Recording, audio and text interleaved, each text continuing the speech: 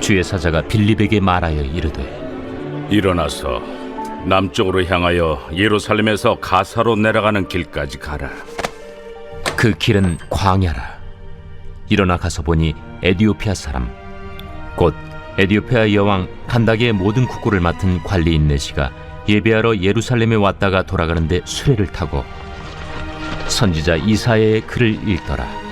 성령이 빌립더러 이르시되 이 수레로 가까이 나아가라.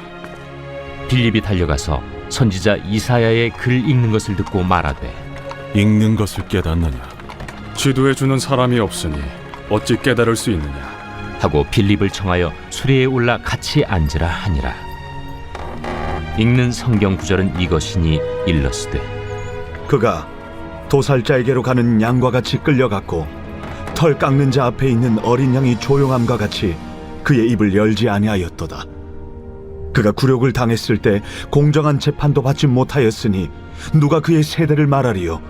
그의 생명이 땅에서 빼앗김이로다. 하였거늘 그 내시가 빌립에게 말하되 청컨대 내가 묻노니 선지자가 이 말한 것이 누구를 가리킴이냐? 자기를 가리킴이냐? 타인을 가리킴이냐? 빌립이 입을 열어 이 글에서 시작하여 예수를 가르쳐 복음을 전하니 길 가다가 물 있는 곳에 이르러 그 내시가 말하되 보라, 물이 있으니 내가 세례를 받음에 무슨 거리낌이 있느냐? 이에 명하여 수레를 멈추고 빌립과 내시가 둘 다 물에 내려가 빌립이 세례를 베풀고 둘이 물에서 올라올새 주의 영이 빌립을 이끌어 간지라. 내시는 기쁘게 길을 가므로 그를 다시 보지 못하니라. 빌립은 아수도에 나타나 여러 성을 지나다니며 복음을 전하고 가이사라에 이르니라. 오늘도 주 예수 그리스도의 복음으로 말미암는 우리는 삶 가운데의 능력과 기쁨이 충만하시기를 소망합니다. 사도행전 8장에 들어서게 됩니다. 사도행전 8장으로 들어서면서 이제 주님의 복음이 더욱더 넓은 지경으로까지 확대되어감을 우리는 발견하게 됩니다. 특별히 이제 7 집사 중에 한 명인 빌립, 그 빌립의 사역이 활발하게 일어나는 것을 우리는 목격하게 됩니다. 하나님 예수 그리스도의 그 복음이 또 어떤 식으로 확장되는가, 그 확장됨을 통해서 오늘도 말씀을 통해 은혜 받는 귀한 시간 되길 소망합니다.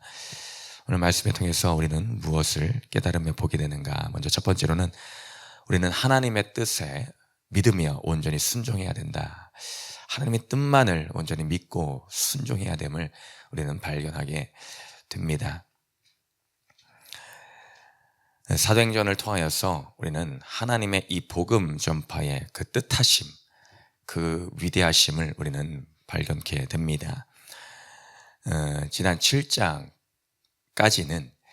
사도행전의 배경이 예루살렘에 머물러 있었습니다. 이 7장이 어떻게 마무리되었습니까? 스데반 집사의 순교함으로 마무리되었습니다. 그로 인해 박해가 심하여졌다. 그러므로 이제 그것이 예루살렘을 넘어 유대와 사마리아로 전파됐다는 것으로 8장이 시작이 됩니다. 그래서 예수 그리스도께서 승천하시면서 제자들에게 하셨던 그 말, 오직 성령이 너에게 임하시면 너희가 권능을 받고 예루살렘과에서 온 유대와 사마리아 그곳으로 확장되는 것이 8장입니다. 예루살렘에서만 이 복음이 온전히 머물러 있을 수 없었습니다. 주님께서는 분명히 먼저 너희는 이 복음 전파하기 앞서 선행되어야 될 것이 있는데 그것은 성령을 받는 것이다는 것이었습니다. 그러나 이제 그리스도의 뜻하신 대로 이 온 예루살렘에 성령의 충만함의 사건이 일어났고 3,000명씩 5,000명씩 날마다 더해가고 말씀이 왕성해져 감을 예루살렘 안에서 경험하게 됩니다. 이제 주님이 원하시는 그 때가 이르러 주님의 뜻을 따라 이제 예루살렘에만 있을 수가 없으니 더 나아가 유대와 사마리아로 퍼져가는 것, 이것이 예수님의 주님의 뜻이었다는 것입니다.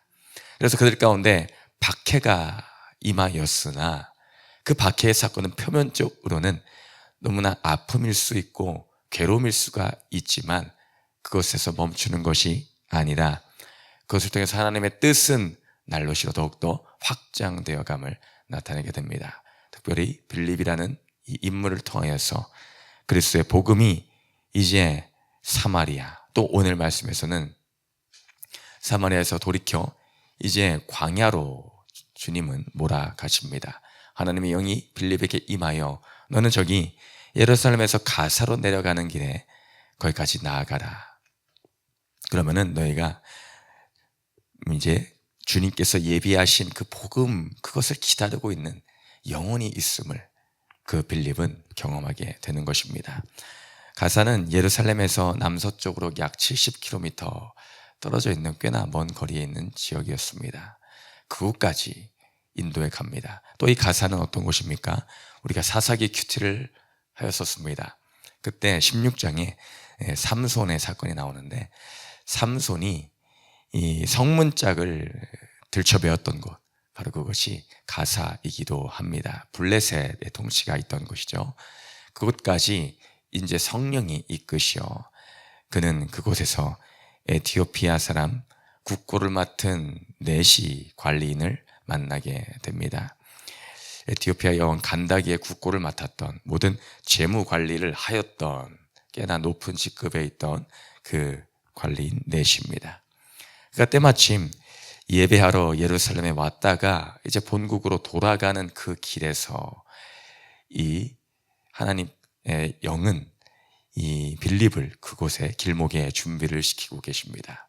마침 이제 그곳에 내려가는 네시는 이사야의 글을 읽고 있었다라는 것입니다. 그때 당시에 성경 말씀을 읽을 때 소리내어서 이 말하는 것이 일반적이었습니다. 그래서 그도 소리내어서 읽고 있었죠. 그래서 성령이 빌립더러 그 수레에 좀 가까이 가서 붙어라 라고 말씀하십니다. 붙으니 이사야 말씀을 읽고 있는데 그 말씀이 어떤 구절이었는가? 오늘 32절부터 33절까지 기록되어 있는 이 말씀은 바로 그 유명한 메시아의 순환을 기록하고 있는 그 말씀, 이사야서 53장 7절과 8절에 기록되어 있는 그 말씀입니다. 그곳에는 고난의 종 예수 그리스도의 모습을 오롯이 담고 있는 내용이었다. 그러나 빌립은 그것이 누구를 가리켜 말씀하시는 것인지를 온전히 빌립이 아닌 네시는 온전히 그것이 누구를 가리켜 말씀하시는 건가 깨닫지 못하고 있었습니다. 그러니 질문을 하죠. 이것을 내가 깨달을 수 없다. 가르쳐주는 사람이 없다. 이것이 대체 여기서 말하는 그 자가 자기를 가리키는 것이냐, 즉 이사야 선지자 본인에 대한 이야기냐, 아니면 또 다른 누군가를 말하는 것이냐 라고 할 그때에 빌립은 깨달았을 것입니다. 성령께서 바로 이 자에게 그리스도의 이 복음을 가르쳐 주기를 원하셔서 나를 이곳까지 이끄셨구나. 바로 그 말씀이 때마침 메시아, 우리가 고대하고 기다리던 그 메시아의 순환을 담고 있는 것이기에 그것을 풀어서 이제 설명해 주게 됩니다. 이 글에 시작하여 예수를 가르쳐 복음을 전하였다고 35절에 기록하고 있죠. 그러니 빌립은 예수 그리스도의 순환, 부활의 길까지, 승천에 이르기까지 그 모든 스토리를, 그 복음을 이 에티오피아 네시에게 전달하였을 것입니다. 그 모든 것을 전해드는 이 네시는 어떻게 반응합니까? 내가 세례를 받음에 무슨 거리낌이 있느냐. 그 스토리, 이 복음을 내가 듣고 나니 나는 세례를 받음에, 침례를 받음에 거리낄 것이 없다. 나는 침례를 받아야 되겠다는 이 고백이 절로 나오더라는 것입니다. 오늘 37점에 없음이라고 기록되어 있는데 한 사본의 기록에 따르면 이곳에 이렇게 기록되어 있다고 합니다. 빌립이 이르되 네가 마음이 온전히 하여 믿으면 가하니라. 대답하여 이르되 내가 예수 그리스도께서 하나님의 아들인 줄을 믿노라. 이렇게 기록되어 있다 합니다. 정말 그가 예수 그리스도가 온전히 하나님의 아들인 줄을 믿기에 나는 침례를 받아야 되겠다. 그러니 당장에 마차에서 내려 물가가 때마침 있어서 빌립으로 통하여 침례를 받고 자신의 신앙을 고백하는 그 모습, 또 다른 크리스천, 즉 복음을 받아들이는 한 제자가 태어남을 우리는 발견하게 됩니다. 이를 통하여서 무엇이 일어났겠습니까? 그 이방인이었던, 심지어 그는 예루살렘의 순례의 길을 왔던 그 사람이었는데, 그는 혈통으로 따지면은 예배자의 자리에 있을 수 없는 자였습니다. 그는 이방인이었고 더구나 넷이었다라는 것은 고자였다는 것입니다. 그때 당시 율법에 따르면은 고자, 이방인은 이 예배자의 반열에 들 자격조차 없었던 사람이었습니다. 그럼에도 불구하고 그는 그 사모함, 말씀에 대한 그 사모함이 있었던 자이기에 예루살렘에까지 찾아와서 이 순례의 길에 오르고자 하는 그 열정이 있던 자였습니다. 사모함이 있던 자였다. 하나님께서는 그 한 영혼을 외면하지 않고 빌립을 보내셔서, 일부러 보내셔서 그리스도의 복음을 듣게 하셨습니다. 어떤 장면이 떠오르십니까? 요한복음 4장에 그리스도께서 일부러 수가성의 그 사마리아 여인 한 영혼을 만나시기 위하여 찾아가신 그 모습, 한 영혼을 위해서라도 그렇게 찾아갔던 그 모습, 오늘 주님께서는 성령으로 말미암아 이 에티오피아 이 한 영혼을 찾아가십니다. 그로 말미암아 또 복음을 듣게 하시고 하나님의 그 그리스도의 복음의 이 놀라운 역사가 이 에티오피아에까지 전파되게끔 하십니다. 그 에티오피아의 한 복음의 전달자를 오늘 심으신 것이죠. 그로 인해 또 확장되는 이 복음의 영향력을 나타내게 되더라는 것이죠. 우리는 한 사람을 너무나 가볍게 여기는 경우가 있습니다. 내 자녀 한 사람, 내 주위에 지체 한 사람을 우리는 내 인간적인 잣대의 기준으로 바라보고 포기하거나 경히 여기는 경우가 있지는 않습니까? 그러나 그리스도의 이 복음은 한 영혼을 통하여서 전파되기 마련입니다.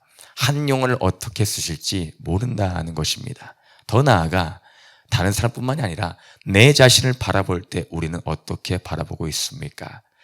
나까짓 거, 난 가진 것도 없고 이런데, 그러나 그것은 하나님이 나를 향하신 그 마음을 무시하는 행위입니다.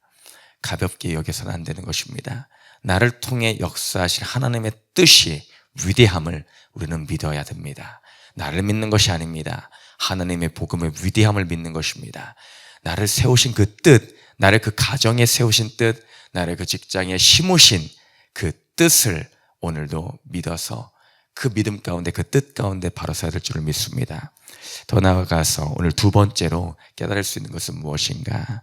그리스도를 소유한 자가 참 기쁨의 소유자라는 것입니다.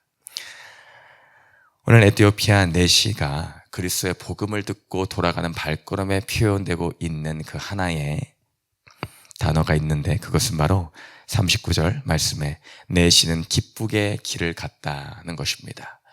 사도행전 말씀 8장까지 지금 진행되고 있는 말씀 가운데에 은근히 우리가 발견할 수 있는 표현이 기쁨이라는 표현입니다. 대표적으로 몇 구절을 뽑으면은 먼저 사도행전 5장 41절에서 사도들은 그 이름을 위하여 능욕받는 일에 합당한 자로 여기심을 기뻐하면서 공의 앞을 떠나니라 라고 되어 있고, 또 사도행전 8장 7절 8절에서 빌립을 통하여 그리스도의 복음을 들은 이 사마리아 성읍에 어떤 일이 일어났는가?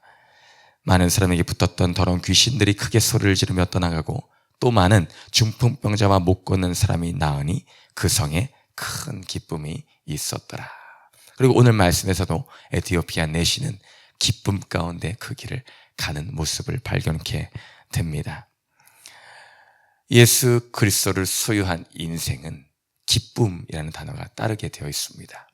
우리는 이 세상에서 내가 무엇을 가짐으로, 돈을 좀 더 가짐으로, 내 사업이 좀 더 성공함으로, 아니면은 예수 그리스도를 믿음으로 따라오는 어떤 현상들, 그것 때문에 우리는 기뻐하곤 합니다. 내 손에 쥐어진 어떤 축복이라는 우리가 소위 말하는 그것 때문에 기뻐하곤 합니다. 근데 사실 그 기쁨의 근원이 무엇이냐가 중요한 것입니다. 우리는 그리스도를 소유한 인생입니다. 오늘 이들이 기뻐할 수 있었던 이유, 박해 가운데 제자들이 기뻐할 수 있었던 그 이유, 내가 이방인으로서 지금 당장에는 예배의 그 이런 유대인 가운데 이 온전히 들어갈 수 없는 내심에도 불구하고 그가 기뻐할 수 있었던 이유는 무엇입니까? 참 복음, 그것이 나의 것이 되었기 때문입니다. 우리는 오늘 하루 무엇으로 기뻐합니까?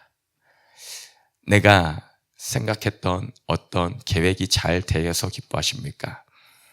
매출이 조금 더 올라서 기뻐하십니까?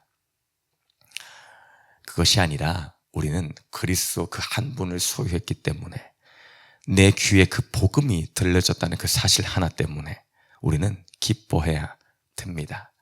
그것이 기쁨의 참 의미, 큰 기쁨의 의미입니다. 우리 예수 그리스도의 나심을 예고했던 천사, 잠자던 목자들에게 찾아와 그리스도의 나심을 전파했던 그 천사들이 무엇라 했습니까? 천사가 이르되 무서워하지 말라. 보라, 내가 온 백성에게 미칠 큰 기쁨의 좋은 소식을 너에게 전하노라. 그냥 소식이 아닌 큰 기쁨의 좋은 소식을 너에게 전하노라. 그 큰 기쁨의 근원이 무엇인가? 오늘 다윗의 동네에 너희를 위하여 구주가 나셨으니 곧 그리스도 주시니라. 그리스도 주가 오셨다. 나를 위해 이 땅에 오셨다. 그것이 큰 기쁨이다는 것입니다. 또한 데살로니가전서 5장 16절에 항상 기뻐하라. 그리스도가 있으시기 때문에 우리는 항상 기뻐할 수 있는 것입니다. 아니, 우리가 어떻게 기뻐할 수 있습니까? 어떻게 매 순간 기뻐할 수 있습니까? 아니요, 기뻐할 수 있습니다. 왜입니까? 항상 주님이 나와 함께 계시기 때문에 우리는 항상 기뻐할 수 있는 것입니다. 또한 빌립보서 4장 4절에 주 안에서 항상 기뻐하라. 내가 다시 말하노니 기뻐하라. 사도 바울은 말합니다. 기뻐하라. 항상 기뻐하라. 누구 안에서입니까? 주 안에서. 우리는 주 안에서 기뻐할 수 있다는 것입니다. 주님이 계시기 때문입니다. 이 기쁨의 근원, 우리는 예수 그리스도가 있기에 날마다 어디서나 기쁨의 소유자인 우리 모두가 되셔서 주님과 함께 동행하는 그 참 인생의 기쁨을 누리는 저와 우리 성도님 되시기를 주님의 이름으로 축복드립니다. 한 장 넘기셔서 세 번째 질문 읽고 마칩니다. 시작. 나는 세상에 이륙한 자들과 함께하는 것이 기쁩니까? 예수를 믿는 공동체의 일원으로 살아가는 것이 기쁩니까? 기도하십니다. 사랑하는 주님, 오늘도 주님은 말씀이 함께 계시기에 감사드립니다. 우리 인생에 하나님의 뜻이 우리 날마다 삶을 통해서 온전히 이루어감을 믿고 순종함으로 내가 주님의 말씀을 가지고 복음을 가지고 나아가는 자들 되게 하여 주시옵소서.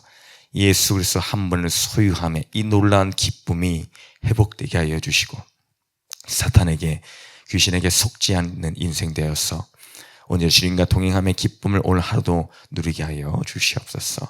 감사드리며 예수님의 이름으로 기도드렸습니다. 아멘.